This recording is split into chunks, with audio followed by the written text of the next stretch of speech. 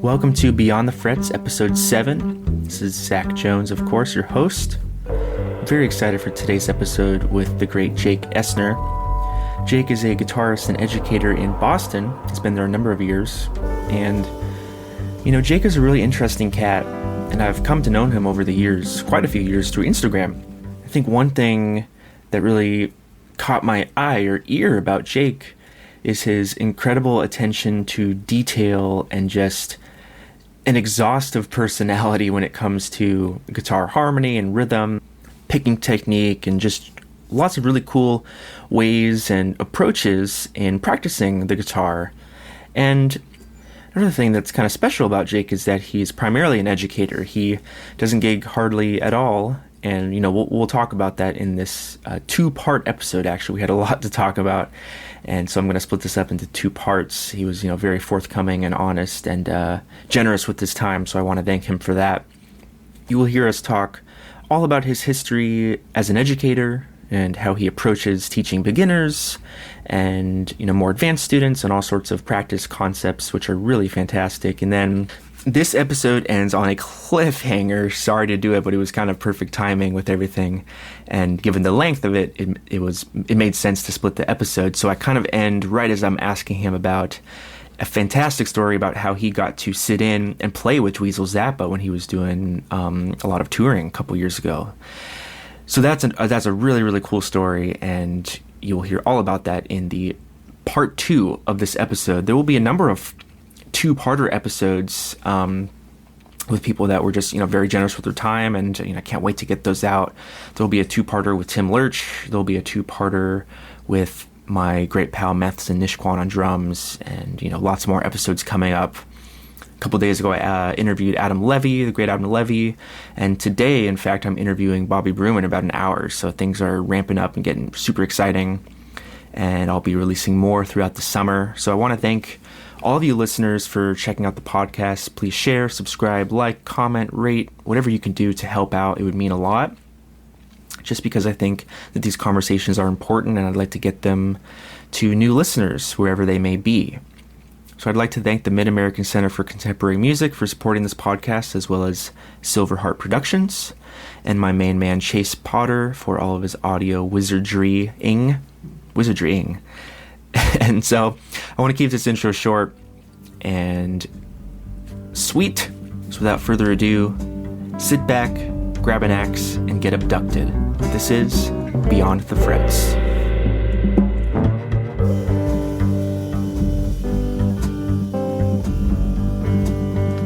Yo! Oh, how's it going? Can you hear me? I can hear you great. Can you hear me? Absolutely. Sweet. Make sure everything's set. How you doing, man? Oh, I'm doing great. Sure. I'm doing good right now. One last week of break before I go back to school. I think you and I have known each other like online for so long, but I don't think we've ever actually interacted in real time in any context. We have not. This is really why I'm doing the podcast, because I have so many people I admire like you that I've met on the internet, and it literally has been years that we've known each other, I guess, in one way or another, but I just get to hang out with people that I want to pick the brain of, finally. Yeah. It's great. And I think that it's a few people are doing things like this. And I think it's, how many times do you get to hear a long interview with Ben Monder or Barry Green or anybody like that? And well, that's the weird thing. It's I'm excited about listening to all the other ones. Right. Yeah. When I guess I was doing my due diligence and trying to listen to other interviews with some of these people, and there just aren't any sometimes. I think there's 2 maybe podcast interviews with Ben Monder, about a half hour each. I don't think there's anything with Barry Green, not much with Corey Christensen. I mean, they have interviews, print interviews, but that is just obviously, that is so edited, and you just never, it's just not the same. So I was like, oh, this is a good opportunity. And I think get it on the record.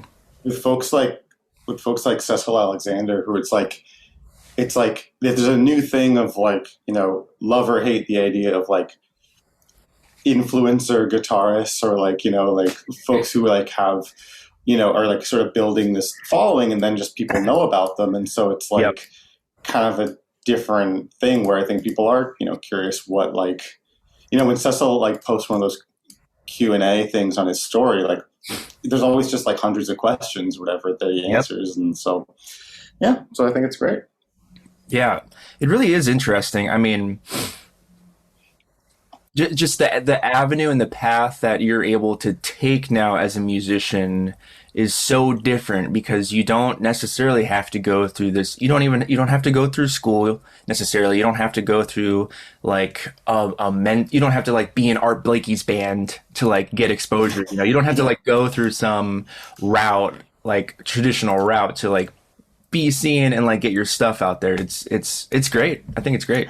Which is like mostly good, and sometimes Well, yes, yeah. I'm well aware of all the all Yeah. the drawbacks, which is why I have a very tenuous relationship with social media right now. But it's fine.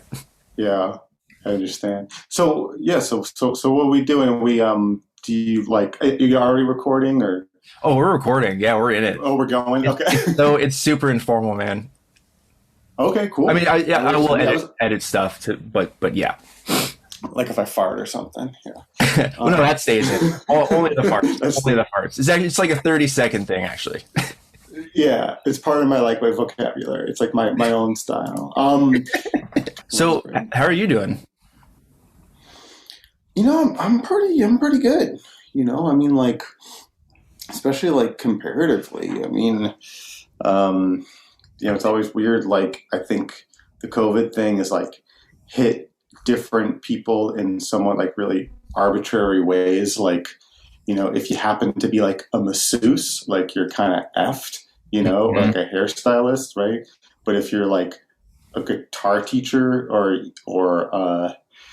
you're in like tech or something, then it's not, this thing doesn't really like hit you as hard. So I'm super grateful that just like, when I switched over like all the students that I wasn't already teaching online, right? When I switched them over, everybody was like, yeah, of course, like that's fine. Like, right. It's like that's my COVID like transition, procedure. So things have been like pretty normal, except I've just been in like this one room that you see me in now, like for, like a crazy percentage of the past, 10 months or whatever. Yeah. Well, I get the sense that you've been teaching online for a long time. And I kind of want to just go back and get an understanding of how you began your journey as a guitar educator. Because I think one thing that's really interesting and I admire about you is that like teaching is your whole thing. Like usually a lot of guitar teachers come at it as like they teach so it can supplement their ability to play or whatever. And you kind of don't do that. And I think that's really interesting and a little rare. So I kind of just want to get a picture of how that started. I think, well, I guess the concise version is that, I was always like, I was into playing and studying and nerding out on stuff when I was in high school. And my guitar teacher moved like when I was about to graduate high school, and he handed me a bunch of his students, maybe like, I don't know, maybe like 3 students or something. And high school was really tough for me, and I didn't wind up going to college, and I was just like, all right, if I could just graduate high school, like I'm going to be solid. And then, I started teaching like 3 people, and then I started teaching like 6 people. And then, it's like word of mouth. And then I was like 19 and I was going to people's homes, and I had like a full-time gig, like having my own business teaching guitar. So, I mean, it was consistent. It was growing, and it was like, all right, well, while I'm, battling all sorts of existential artistic questions, I'll keep on doing this, and so it's always been like, knock on wood, it's always been like a consistent business and source of income. So, and I like doing it. So it's kind of like, why not? And in terms of performing and recording, I mean, I think like some of the things that make me, if I may say, like a good teacher, kind of like might make me not a terrific like recording artist or things like that. And one of them specifically is just that like I'm really analytical, as like you probably know, like from our interactions and seeing like the kind of stuff I like, Yeah. talking about. And I, it's like to say that, the number of people have called me like an overthinker or whatnot is high. And so when it comes time to like sit down and record something, like making creative decisions and committing to them, it's not super comfortable for me, really. Like, Gotcha. and I used to kind of like, I've done a fair amount of it, but like Yeah. at the end, like even when I came up with stuff that I was happy with, like, I don't know, it's sort of like, oh, cool. Like I played this song for people and they liked it and that's cool. Like I got some positive feedback and like, it's not like the same kind of high that I think a lot of performers get. Right. But then when I'm like, I don't know, when I'm working with a student for 6 months and then I see like their development or they give me positive feedback and I see like, whether it's a beginner or, somebody more advanced, they like did something cool with the skills we worked with, that kind of gives me more of like a sense, I don't know, sort of the good feelings that I think some people might get from like being on stage and having someone go, woo, after like a sick lick or something. Right. Or give the old dirty jazz face like snake face. Yeah, I'm like, oh cool, like that guy who also plays jazz, like he gave me the woo or the sick lick face or the it's like, the affirmation, I'm not the worst person ever. Yeah. So like it's kind of like I like performing, I like recording things, but I really like the tangible things I get out of teaching. Yeah. I mean, primarily, like, I'm a practical person. Like, it's not easy to make a living as a musician. Mm-hmm. So it's kind of like, especially like one with sort of like niche interests and like, and everything. So, so it plays a role. I'm grateful that I can earn a living doing, what I'm doing, Yeah, well, when you were 19, I mean, what was your concept of guitar and teaching? Because it's not. I remember when I was first teaching, and I'm like almost embarrassed in what I was doing back then. But obviously, it's all a process. But I mean, what was your conception of the educational and pedagogical process, if there was any? Oh man, like I want to say like the first 4 or 5 years, it was just like I was just coasting on like pure arrogance. I feel like was really what it was. I feel like that's like what made it happen is that like I hadn't been, maybe not 4 or 5 years. I don't know, maybe a little less than that. But like I just hadn't really been. I feel like I was a good player looking back, and I knew stuff, but like I hadn't been exposed to a lot, relatively, especially like not going to school. Right. If I had been, I think I was, like an insecure kid, and I feel like if I was at 19, if I had like just gone to like music school and then been around all these great players and seen what everybody can do and gotten the feedback of how people really thought how I was playing, I probably would have like not done music. Like I probably would have like, but since I didn't have that, it's like ignorance is bliss. And I was like, all right, I play great. I know everything and like, and I can teach anything. And like, if, so it was like, it was, I don't even know. I mean, it's like, there were so many holes and so many things that were just like vague, cloudy understandings that I thought were solidified information, that I was like, I'm going to get in there, I'm going to explain things. And if they can't do it, I'm going to explain it a different way and, and build from there. I will say that the thing that I did learn in that time, of many other things is like, it's just trial and error, goes a long way because it's like, pay attention. I'm going to do this thing. What's the result? Okay, that's not working. Let's do this other thing. And then over and over and over again. And you learn a lot just from that for sure, you know? Yeah, and it's such a well. First of all, I think you said coasting on pure ignorance. That's a great line. I think that should be the name of the podcast I think it episode. was arrogance and Oh, ignorance. yeah. Arrogant. No, no, coasting on arrogance. Arrogance That's and way better. yeah. Way better. But I was gonna say that like teaching is such an interesting thing because it is trial and error, but you're also like working with a person in real time. So it's not just like I'm in the shed and I'm gonna like see what's working for me over the course of a couple months, blah blah blah. It's like it's a different pressure. And it's one that scared me for a long time. Like I quit teaching for like 2 years because I was gigging so much. I didn't feel like I was doing a service to my students. Eventually I got back into it. Now I absolutely love it. I want to pursue it, even more every day. But yeah, it's tough. So, I mean, after that, no, go ahead.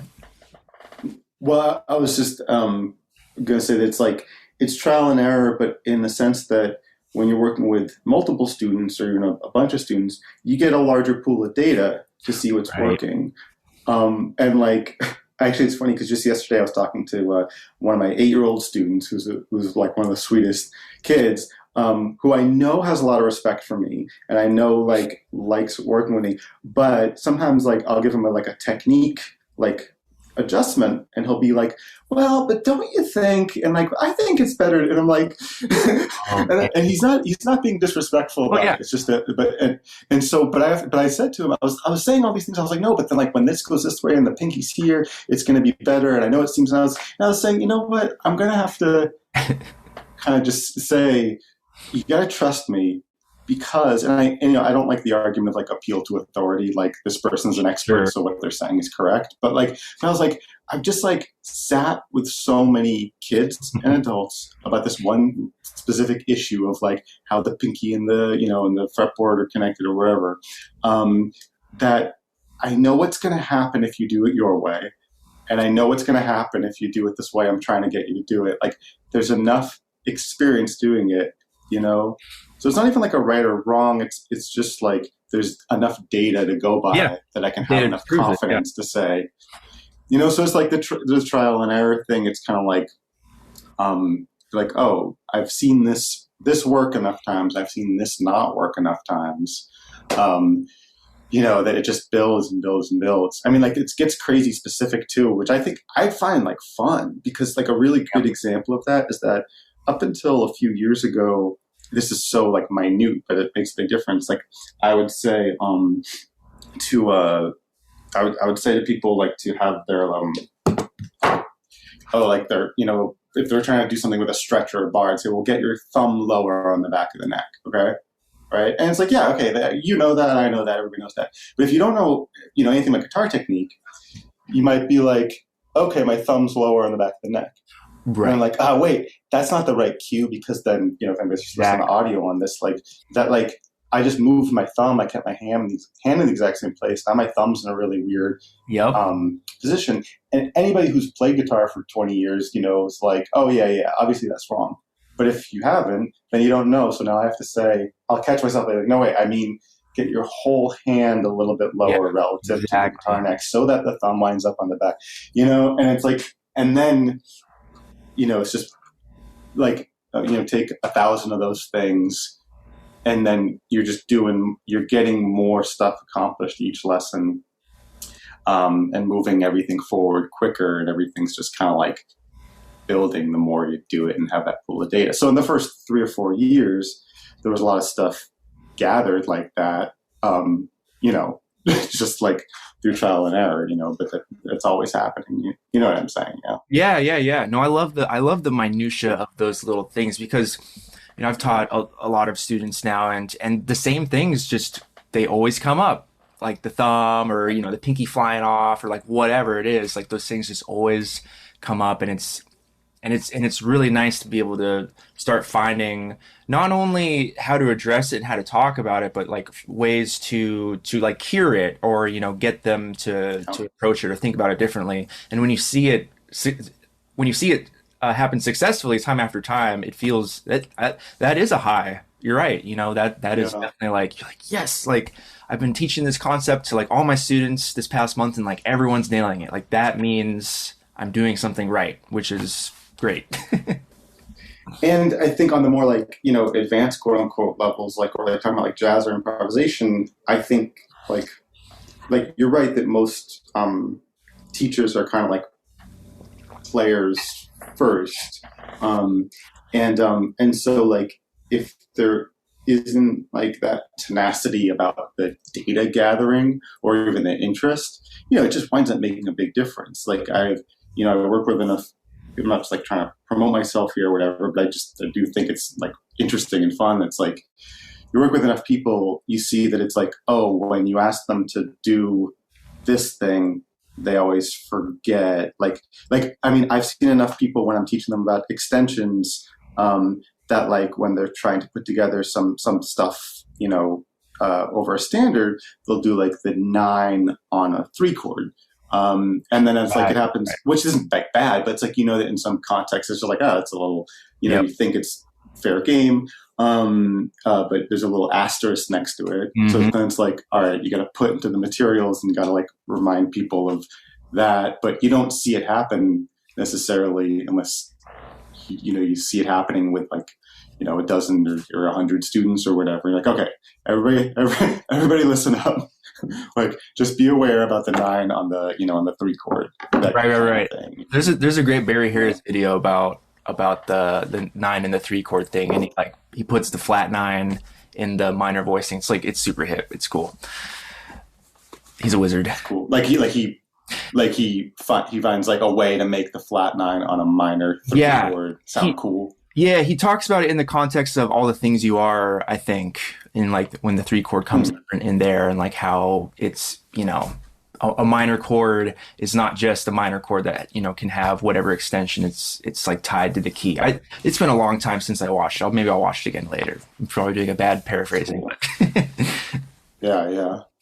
But it's just, I find it exciting to see like, I mean, especially like this year, one of my big, like, I don't know, quarantine-y things is I've gotten really into just like, can there be like a literal formula for this thing? Like the thing I've been nerding out a lot about the past week or so is I'm trying to take any basically combination of 4 frets, if you're assuming you're on a single string, and then see if there's some sort of formula that I can apply that would determine the best fingering for those like 4 notes.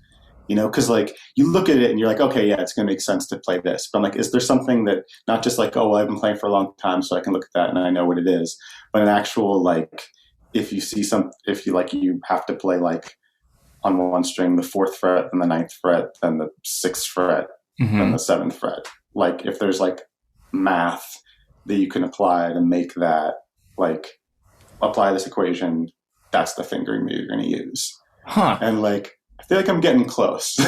Okay. I'm doing a lot of it manually right now, but there's just been a lot of things like that with like voice leading or rhythm or whatever. And picking especially, that's been a big thing, like pick technique stuff. Where, I don't know, it's like, it's cool when things are tangible. I like that. Yeah. Yeah. Well, that was one of my questions, is that like, you just always seem to be a mad scientist. Like every post on Instagram is like new formula or like harmonic device or just some way of like taking some exercise or concept and like applying it in really, really specific ways.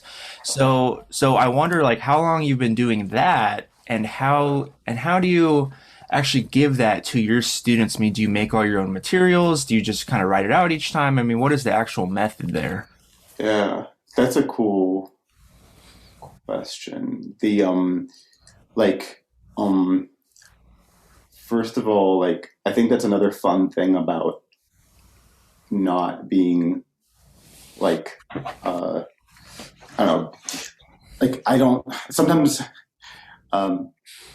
there's like another guy that I interact with a lot online who often when he sees like these kind of things I post. He's like, well, but when I'm playing a gig, I want to, and I'm like, dude, I'm not talking about like how to get hired for the gig. This is like pure laboratory stuff. And you have to see it that way, and he was like, he would be like, well, you got to think that if it's, if the melody note is this, it's got, and I'm like, dude, we're way not even in the same room. Like, yeah.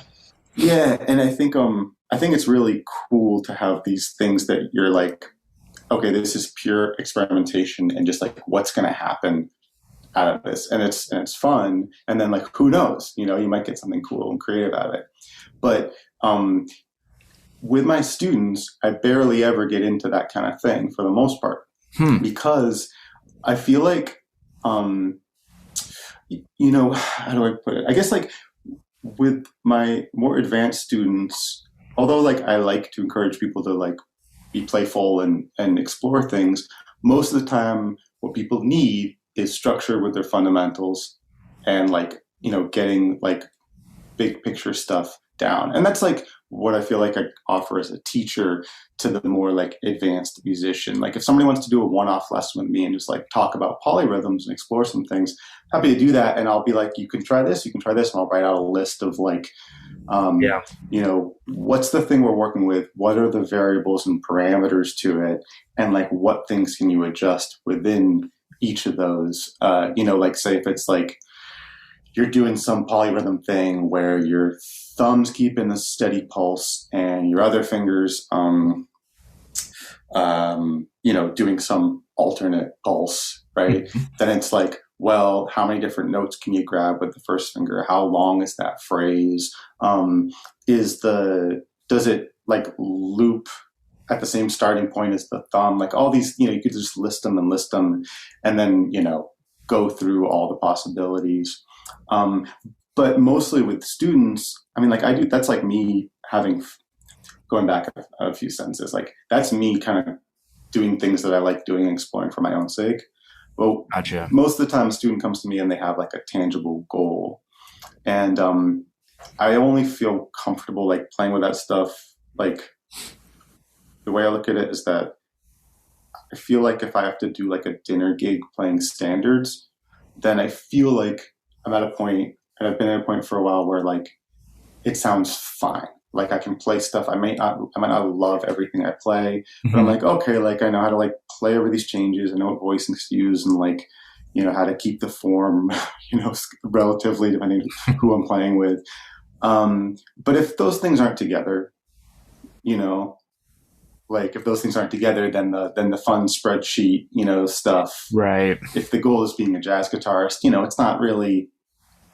It's only okay if you say, hey, I don't care about like this benchmark or that benchmark. I just want to explore creatively, Right. And if a student does want that kind of thing, which is kind of rare because it's not usually the kind of teaching that I do, but the thing I advocate is I think randomizers are great because like when you have something that has so many variables, this thing where you're like, oh, there's just an endless possibility of stuff, then I could maybe show you even later that like there's like little ways you can just make randomizers so it can just spit out like, it'll be this and this and this, and then you click something, it'll give you a new random set.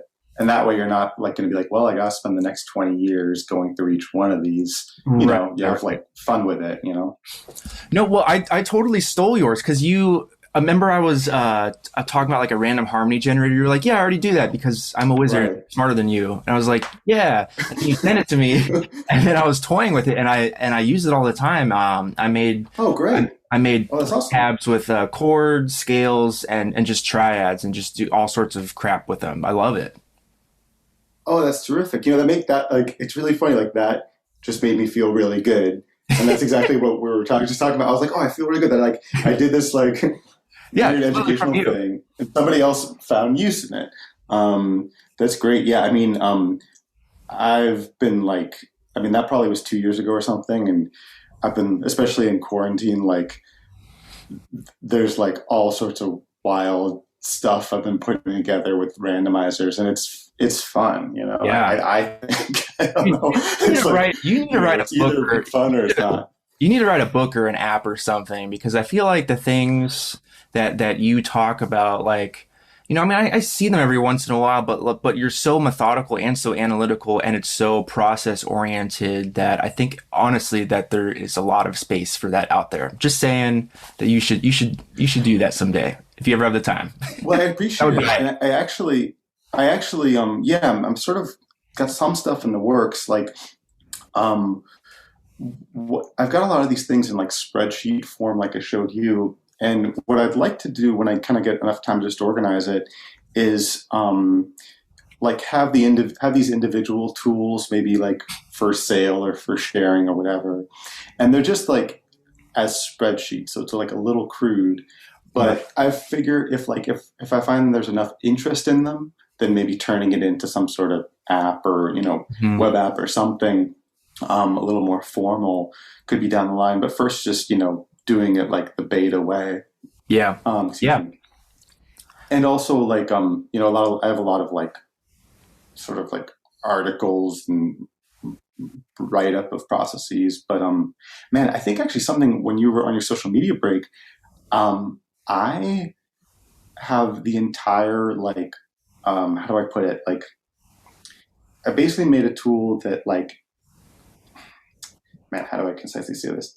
The voice leading cycles mix like voice leading cycle stuff. Yeah. You can it's drop down menus.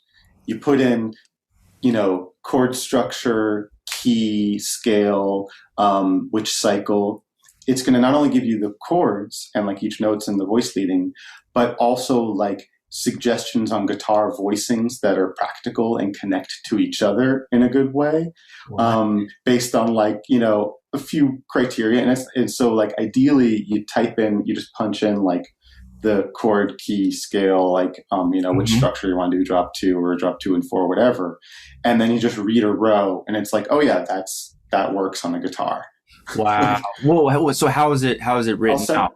Just notes Um, or it's you can. There's a drop down menu for option that you can do tab, or it's like note names, and it's kind of like it shows note name and string, which okay. is there's a Okay. guy Barry.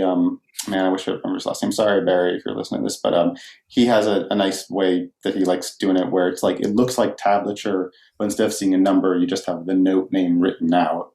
You know, Oh, okay. so and that's kind of cool because it's just easy to do in like a text format, right? Yeah. Obviously, like putting staff notation in a spreadsheet is trickier. But I'll send you the video like demo of this later because Yeah, I've this sounds demonstrated a little crazy. bit.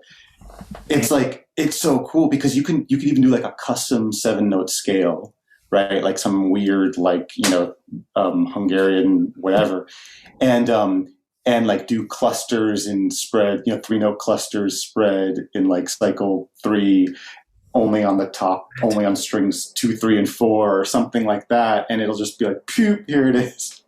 That Um, okay, that is a lot. That's next level.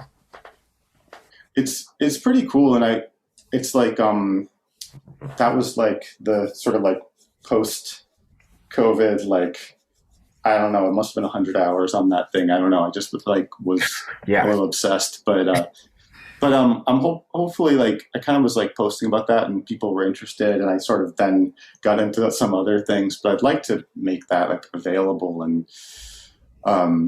eventually like in a sort of user friendly format. But yeah, I'll definitely I'll send you the thing for it later. Yeah, please. That sounds awesome. So Some I mean related to all of this, I kind of want to talk about your approach with beginner guitarists because oh, okay. I find well, okay, beginner guitar books are the worst. How do you deal with that? What do you use when you're starting out with someone? Like someone is like, I've never touched a Yes. guitar before. I don't use anybody else's method book. Um, and I definitely think, yeah, there's like, it's the trial and error thing, like I was talking about before, where I've just been like, oh, okay, that's not a good thing to start with. Oh, it works when I start with that thing. And then like, so it's morphed over the years. But man,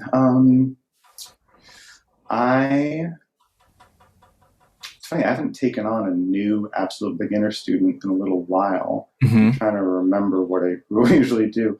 I have a melody. Well, I mean, it varies. There isn't like just one thing because it depends if they're a little kid or they're an Yeah. adult.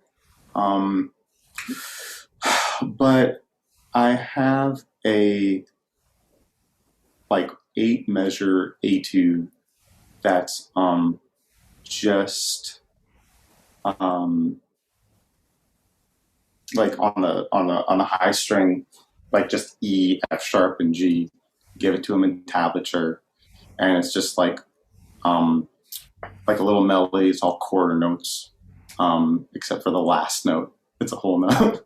um, and so I have them try playing that basically. This is funny because I'm actually like struggling to like it's just been maybe over a year or so that I've had a new beginner student. So No, like no, just I curious. have it even like yeah, no, I mean I have it even like written down that I because it's not like a straightforward. Oh yeah, of course, of course. I do. Yeah, I mean I have like little script and lesson plan that I just have like it's like a template that Hmm. I use for each type of beginner, like kid versus an adult. Yeah. Um, but like the big picture of like beginners is that the material and like what they're actually playing is super secondary to. I mean, it's maybe it's oversimplifying, but it's very secondary to just how what we're doing is making them feel. Hmm. Because if they're like anybody who's starting guitar is also has a part of their head that goes is thinking, don't know if this is going to be for me, you know. So like anything that's going to feed that voice is like going to get in the way and going to be a problem. So Right. like the more mistakes they are making that they are aware of, like the more they feel that they're not doing something correctly, the more Hmm. work it feels like to do any one thing. All of those things are going to bring them down, you know. So I think like the big picture is simply what is something they can do right now, you know, and like in the moment, because the lesson can go a bunch of different ways. Like I give people this whole um, etude, this like 8 measure thing, and sometimes people just play it pretty well on a first read through. You know, I always have to explain like what Yeah. tablature is and stuff like that. And if they're struggling, then we go back and we're like, all right, well, let's just like pick. Let's just hold the pick for a little bit. Mhm. Like I mean, yeah. And I guess like as I'm thinking about it, I mean, obviously can't start literally right with that etude. It's like Right. holding the guitar, some basics, like what is it? How do we fret a note? How do we, you know, yeah, pick out single string. Actually, I'm remembering that what I've done is I'll get like somebody just like picking an open string and trying to pick an open string in time, Right. then like pick a fretted note, then maybe pick like the open string 4 times, the fretted note 4 times, back and forth, like in a steady beat. And then it's like, even like in that little micro thing, like if they can do it, then we're doing it. I play with them. They're experiencing success and like doing something that is music and like happening in time. If they can't, we go back to just the open string. Yeah. We go back to like we do a whole note instead of a quarter notes. Hmm. And it's just like that little like thing moving forward, moving it back. Yeah. So that they're always like in that zone where it's like, yeah, I can do this. Yeah. Even if I know they can do it, but they don't think they can do it, then like it's not a good thing, because like they're just so sensitive. It's like a deer. It's like Yeah. No, honestly, that's such a great way of putting it because what you could be doing with beginners is saying, no, no, that's not how you do it. That's not how you do it. That's not how you do it. and then they're just going to think this is impossible. Like I'm just ruining everything. Like why would I even bother? Even if, you know, even if that's not the actual thought in their head, because maybe a 7-year old doesn't know how to think like that yet, it's subconsciously happening. And that's, yeah, I hadn't really thought of it that explicitly. And I'm already gonna I use think that approach with a student of mine. I have a new student, and yeah, that's genius. the like it's one of the things. I mean, this is actually honestly, I- I've gotten a lot out of looking more into like the business element of it, which is, just it isn't always a bad thing, of course, but it's like, okay, if I'm starting with a new student and my livelihood depends on that student having a good experience, you Mhm. know, then like, then I want to make sure I keep the student, right? That's a priority. And they want to be like kept. They Yeah, don't want to quit, that's they want to succeed. Um, and so I think like as musicians, who are just like, you don't think, I mean, you probably, I hope not on a regular basis. You're not thinking, am I a musician or not? Or like, could I be a musician? I hope yeah, you're not. I guess we all, get into those things for sure. Um, but like when you're just starting out, like you're not a musician, and it's like the relationship to music is so dramatically different. And I think that professional musicians who teach are often thinking like, oh, well, they're just not good enough yet, so they got to do this thing to get better. It's like, no, they're not. Like they haven't decided that they're a music person yet, yeah, so exactly. that's like a thing that has to be sort of really handled appropriately. And we're always thinking like, well, what's the best way to do this thing, and what's the most efficient way, and what's the most correct, and we don't want to like appear foolish and like use the wrong term for something and stuff like that. But it's like they don't care about any of that, they're Yeah, just right, like right, right. they want to play. And they don't even like, even like whether something sounds good or doesn't sound good, like it's sort of secondary to just like how much fun they might be having doing Yeah, it. exactly. Um, so That's there's this woman. Oh, sorry, go ahead. no, no, no. You're good. There's a woman who lives around here named Lauren Bateman, who owns a few music schools, and she's really interesting. She's kind of been very inspiring in terms of the business aspect of things. I mean, she has like all these employees, and she started just like teaching in her attic, like as a part time Yeah, thing, and then got more students and got more students and got more students, and now has like all these teachers working for her. She now has like this online beginner guitar course that's like doing great and all this stuff. She'll be the first to admit that she's like, yeah, I'm not like a really great guitar player. Like I don't play guitar that well. I can strum chords and like do like a few little leads, I think is how she put it. But she like sees it as, how do I like help these beginners? Mostly her like niche is often like retirees, like older folks who want to take it up. And like, how do I get like meet them on their level and get yeah, them like doing some stuff that they want to do?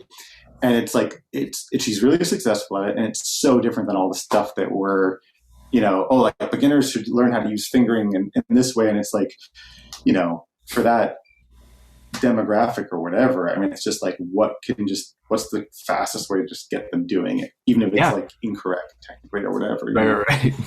so it's interesting. It's a different world. Well, that's one thing I've been thinking about, like so much about music and educating as both a teacher and when you're a student. There's so many things that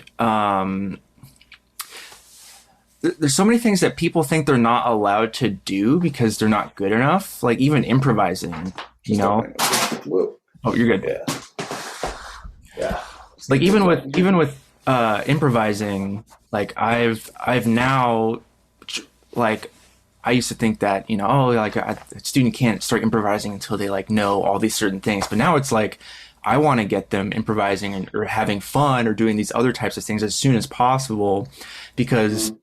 now I've seen it so often. People ask me questions, or when I have like a one-off or something, people like know all the scales and arpeggios or whatever, but they have like no idea what improvising is. They think just knowing those things inherently just make you improvise, but improvising at its core is just, you know, you just take one string and just like play around with timbre, like play around with dynamics, like all those other things that like you don't even think about when you're just learning the scales, because they think that's the path to actually improvising. So that's just one example of a skill that I think is kind of, for some reason, it's like put on this pedestal, and it's like kind of, there's like gatekeepers in a way to it, because a lot of people are like, no, you can't improvise until you know this and this and this and this.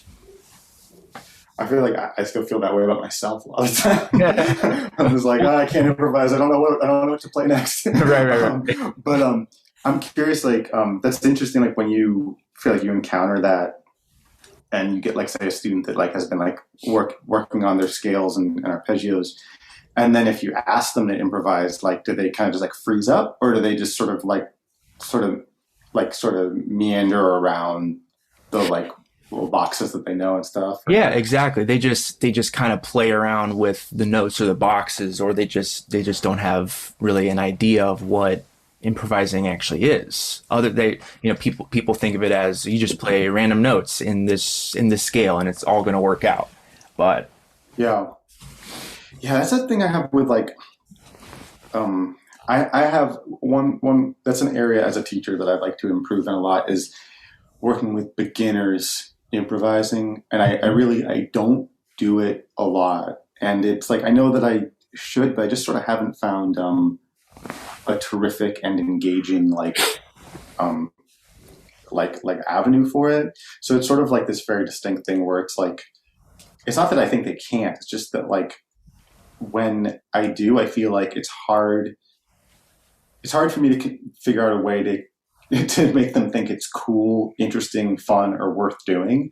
Right. Because I think they're like, well, when you teach me I think that in their minds are like, well, when you teach me a song, I'm like having fun playing this thing that sounds good, and I'm either going to get it right or I'm not. Right. But when I'm like improvising, I'm like, okay, like, so I'm just like playing these notes, and you're saying like these ones are better, and this way is better than that, and like I don't really hear much. Like, because when you're a beginner, like and you're, especially if you're working so hard just to get, I don't know, just to be coordinated. Like if I'm like, oh yeah, and let that phrase breathe at the end, or that sounds so much better when there's that pause there. Like they're not like going to be like, oh yeah, I really feel that sounds, and it's so much more fun to play now that I did that pause at the end, so it sounds like a complete phrase, So I have this like split where it's like I work with like people who are already at the point of like, I want to be a better improviser. Like I already improvise and I want to be better. I'm like, okay, cool. Let's dig into that. Yep. Or if they're not, then like I don't like start them on it for the most part, which, I'll work on. I think honestly, it's like there's like like a therapy session. Is like I think a lot of it is still like my insecurities about improv too, like kind of way into, because I'm like, how can I say it's not just random notes? I don't know. Like, what is the difference? Totally. Maybe everything I'm doing is just random. I don't know.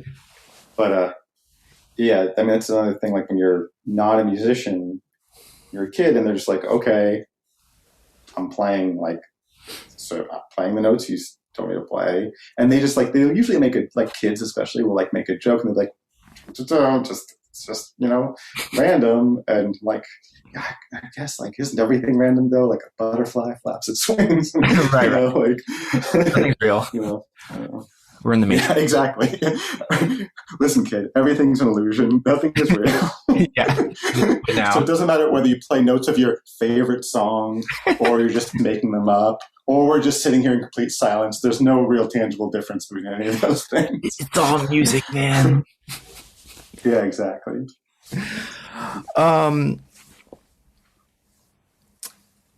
Well, so even just like one more little thing about like teaching big concepts to beginners, because it's one that I've had a hard time with. Like, there's so many things, especially as like a professional musician, I've like, you take so much for granted after you play music for so long. So like even explaining like tempo and time, I think is a really weird one for beginners, because it's like you can teach someone quarter notes and half notes and whole notes, but they're completely contingent on like a BPM or like a certain time or groove. And I feel like when I teach that to a student, they just think that it's like completely random or they like make up the time by themselves. I don't know. I find it hard to like get them to understand the Well, what difference do you mean that? between like rhythms and You how mean they're like? like related to an actual tempo. Well, do you mean that like you teach them the quarters and the halves and the eighths and stuff, and then they still, when they play, they don't acknowledge the proportion correctly? Right. Yeah. Like they'll maybe like go faster and go slower, but Yeah. not Yeah. like have Yeah. the correct.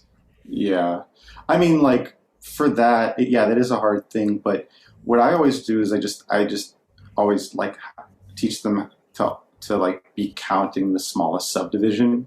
So if there's like 1/16 note in a two measure rhythm and everything else is bigger, like eighth or quarter, then we're counting 16th notes the whole Sure. thing. Maybe some combination of out loud and some in your head. And I'm like, you have to like have that steady count going. And I teach them how to count, in the really mechanical way. And I'm like, we're not gonna like, doesn't it sound silly to go one and two and three and four and one and two and three and four and one and two and three and four and one? It's like, and usually that works. And like I'll do things, uh, especially like play along tracks. I'll do a lot of, because I'll like Okay. have like Guitar Pro open or Sound Slice, and I'll um, like just program like a very simple like drum beat and have them try to play along with that like during the lesson, so that they kind of are hearing things in relation to the big beats and stuff like that. Yeah. But yeah, I mean that's a mechanical thing of like smallest subdivision. And I find what's funny with that, the hardest thing, it's like it takes some time to get them able to do it with me or do it with a drum track or something. But to get them to do it independently is really funny, especially kids. Like it's a funny challenge because I'm like, no, you're pausing in between the measures, and like to them it feels like they're going as fast as they can, and I'm like, no, it has to be Right. like consistent, like so that like a funny thing over Zoom that's worked pretty well is I've been able to say like, okay, I want it to be like, even if I muted you, I'm just going to see this. I'm going to see that same movement happening in time, and I'm never going to see you stop. It doesn't even matter what the sound is because I can tell, Right. like, Right. Right. you know. So that's like one. But rhythm is like, man, I mean, teaching rhythm to beginners, I'd say like, I feel like my experience tells me that I've worked a lot more on rhythm with beginners than maybe most people do, Mm. because it's like so often glossed over. It's like, oh, well, you're just starting. So like it kind of goes like this, right?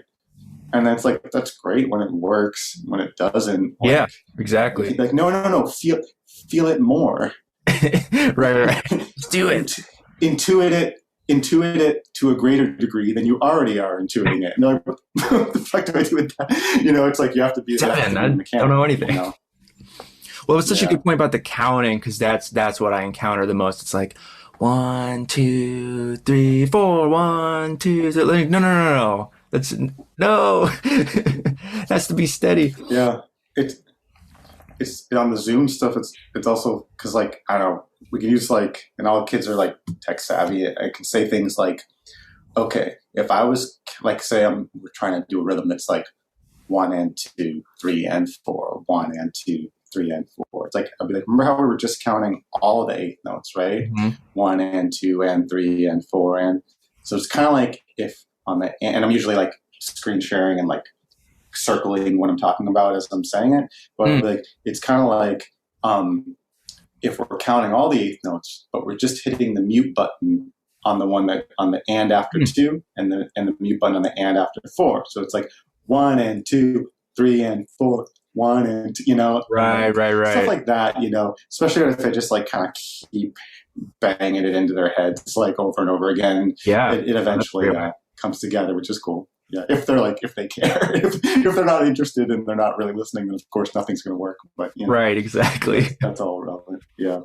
and man, I mean, for your beginner students or actually anybody, like I always share. I always like make like a sound slice file for what we're doing and just share the link with them. And then it's like, then they have like a MIDI version of it. So it's like really plunky and dinky sounding, but it's really clear, because Right. it's like, instead of it being like, listen to the song, whether it's the drums and the vocals and maybe some notes are quieter than others, it's like, listen to this, uh, this MIDI version where it's just like, you can isolate the track, you can slow it down, and it sounds dinky and silly, but it's like, it's extremely tangible, like what note and rhythm you're supposed to play, Right. It's just you know? exactly what they're doing. I've never used Sound Slice. I kind of don't even know what it is. So I should probably use Oh, that. or like, I just mean like anything Sound Slice is like useful for a lot of things, but it can be Muse Score, really just any Yeah. notation Okay. software where you can share a link, because I Right. used to like make a True. MIDI file, like send them and have them, have a Guitar Pro app or something. But like with Sound Slice, I mean, I just like, uh, I can type up the song really fast and make the link public or whatever, and just send the link to them, and then they can play MIDI track, and they can do all the things I was just talking about. Just they don't have to download an app or do anything like that. Yeah. They just got all that. And Okay. if any student, for the students that like care, they're usually going to be like working with that, and it's like then they can hear.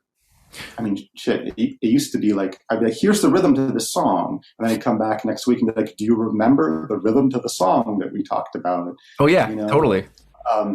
but with this, it's like, all right, if you were actually doing the thing that I said, you were hearing the correct rhythm every day because you could just hit play, you Yep. know. Yeah. So it's been a game changer, for at least for those who actually are practicing and listening to what I'm telling them to do. And Right. then it's like I don't have to go like, oh man, am I just not explaining it well? It's like, no, you've got the thing. So if you're working with it, you should have it. Yeah. Well, it's clearly a tool that just it works for you every day. It works for them every day. I want to. I just realized it might be important for me to say out loud that, like, if anybody's listening to this and they're hearing me talk about like tablature and stuff, and just that, like, I know a lot of people have really like strong feelings against tablature, and some people are like cool with it, and it kind of comes back to I was saying about like if you're an absolute beginner, you don't even know if you want to do guitar or not, and it's like I used to, we're going to spend 4 months learning the staff and like all the symbols and everything in this half-hour lesson, when you just want to be like, do I want to play or not? Do Mm-hmm. I want to like play some songs? And I have a lot of mixed feelings about it, but I feel like there's so many struggles and there's so many skills to learn, and such a tiny, tiny percentage of like beginner students are ever gonna like get really into like classical guitar or analyzing scores or playing like flute music or jazz or anything like that. Such a tiny percentage that I do feel it's just like get them going on like things they can do now, and all the things that like you learn via staff, like learning about intervals, note names, rhythms. Like you can do that without doing everything within like a staff system. But like Absolutely. I do think standard notation is very important. It's like absolutely, like it's really good to know how to read, but like I think when we're working with beginners, like it's whatever we can do to kind of keep them engaged and keep them from not giving up. Yeah, no, that's such a I'm so glad you brought that up because like I said earlier, like I hate beginner guitar books because they start out with the staff and they start off with like reading these like fake melodies and it's like they don't even talk about Fake chords ass or melodies. they don't yeah, like Donald Duck's walk or something. It's just like like whatever. But it's like they don't even talk about chords or strumming until like halfway or like three quarters. Like all these things that I would start right away. Like I always give my students like I give them like two or three chords, like as if they can play them, just like really like one finger chords, because that's fun. It's like, oh, I'm playing a chord, I'm playing a bunch of strings in a row. That's sweet. But like most guitar books, they don't even have that till like page 50. It's like what? It doesn't make any sense. And they're all laid out like that. They're all the exact same. There are some I've heard. I haven't like investigated beginner guitar method books much, but I have heard good things about a few of them. There's like a Hal Leonard book that mixes tab and like rock riffs and stuff that I've heard good Hmm. things about. That's cool. I haven't looked myself, but yeah, I mean, there was a period of time when I was doing like the Mel Bay books, and I was doing like the Yeah. William Levitt books. Yep. I think that was the time when I was probably like losing the most students, I'd imagine. Um, but like I mean, really, there was one period of time. It actually was when there was I did when I was it was like 10 years ago now, 8 years ago maybe. Yeah, when like I said, I didn't go to college, I didn't go to school, Right. but then at one point I was like, I want to. I want to try it. Maybe let's do this. So I actually did audition to NEC in Berkeley at like the age of 28 or so. Oh, wow.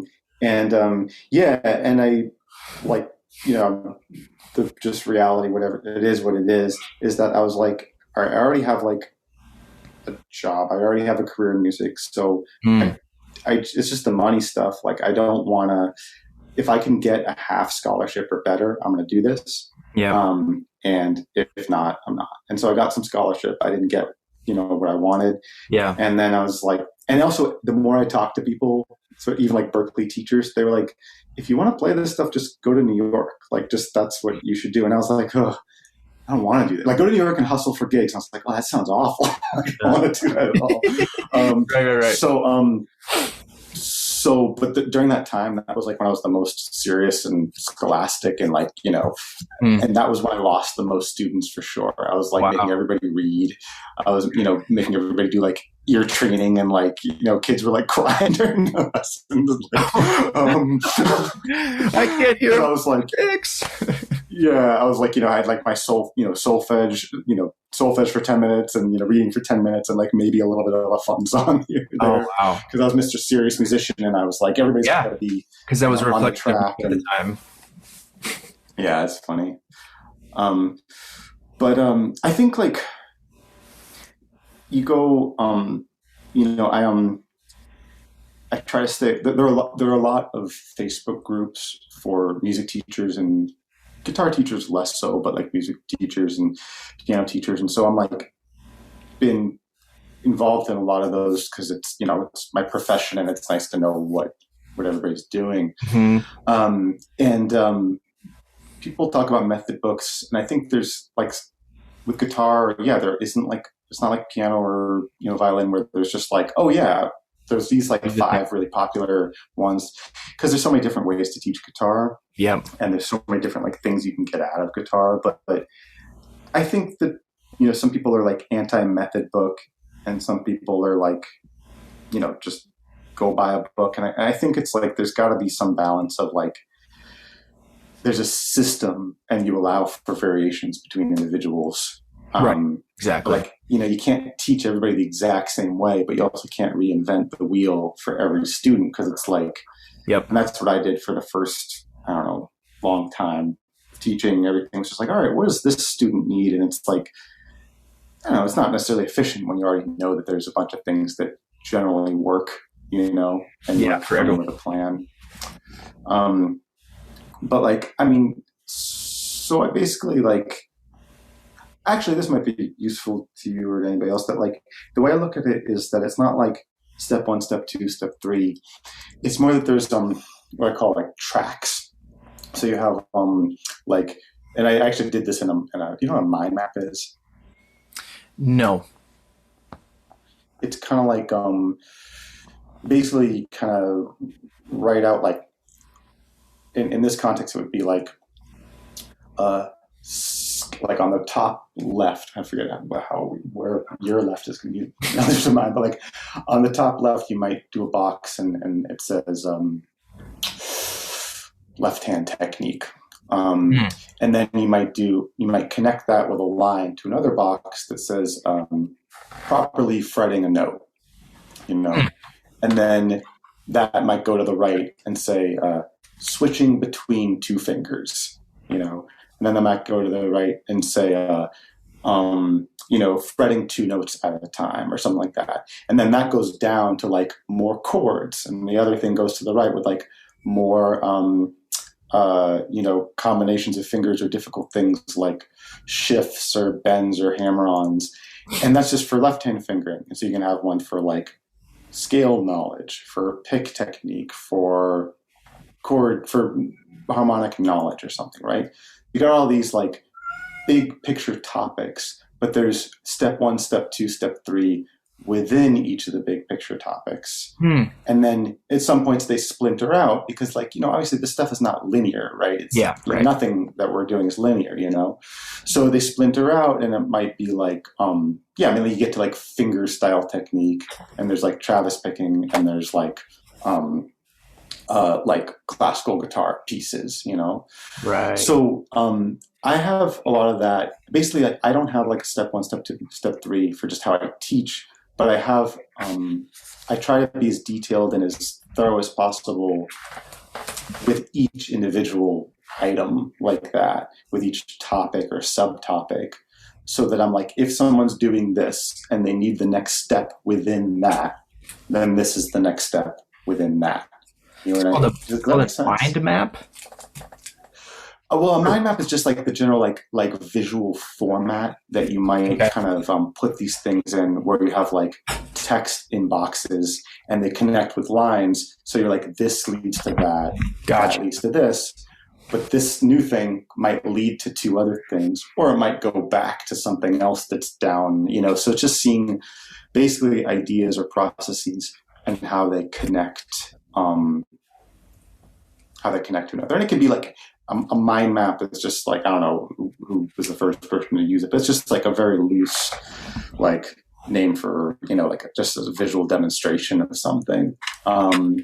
Because like, if you make a list, like that's more linear, right? Even if you're like making a list of like different topics and subtopics, you don't necessarily see how they all intertwine, and kind of connect and cross over to each other. This is more of a way to actually like write down what a real thought process is like, because we don't think linearly either. Yeah, exactly. And then when like, then I can reference it not for like, what's going to be the 63rd lesson on the student that I just started with. Like I can't do that, but right. Like, Exactly. We do 63 lessons on rock riffs, then I might know what the 63rd thing is going to be there. Does that make sense? Yeah, absolutely. No, I love that. That's awesome. Well, I don't want to take too much of your time, but I would love to hear the Dweezil Zappa story. Okay, like I said, this one ended on a cliffhanger, so you're going to have to check out the next installment, part 2 of my interview with Jake Estner. Thank you so much for listening. Please reach out at Beyond the Frets podcast at gmail.com or find me on Beyond the Frets on Instagram and just drop me a line. Tell me how you like the podcast. If you want to request any topics or guests, I'm always looking for those things to keep the podcast going. But until then, I will see you next time. Thank you.